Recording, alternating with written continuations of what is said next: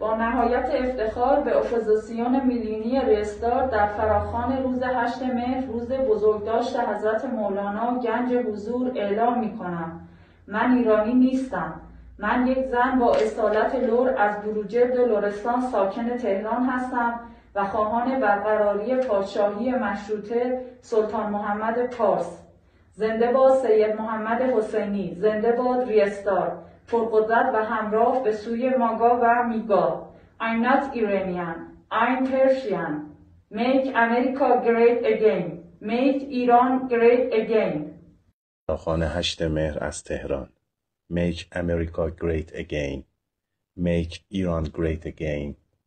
It means welcome to Persia. درود بر انسان کامل و درود بر سید محمد حسینی، شاهزاده اصیل ایرانی که طی این سالها نور آگاهی رو بر دل ریستارتی ها تابوند و رسم پروانه شدن رو به ما یاد داد.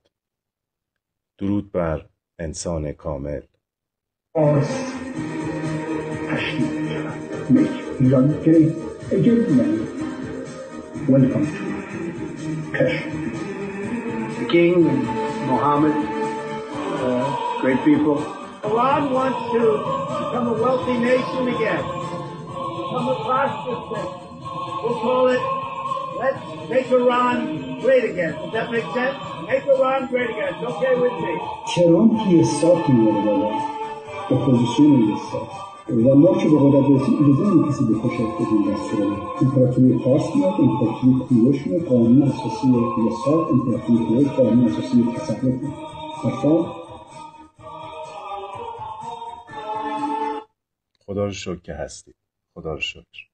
با سلام و درود خدمت لیدر ریستارت، شاه شاهان، امپراتور سرزمین پارس. پیرو دستور لیدر ریستارت مبنی بر فراخوان سراسری 8 مهر من از شهر کرج اعلام حضور می کنم: Make Iran great again. Make America great again. درود بر اپوزیسیون ریستارت، درود بر ریستارتیای عزیز.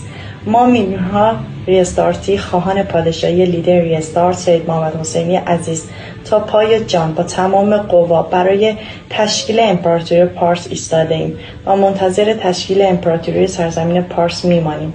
من ایرانی نیستم، من پارسی هستم.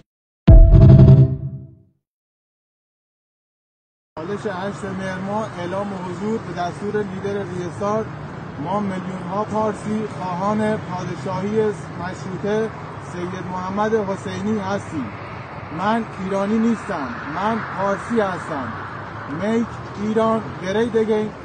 Make America great again.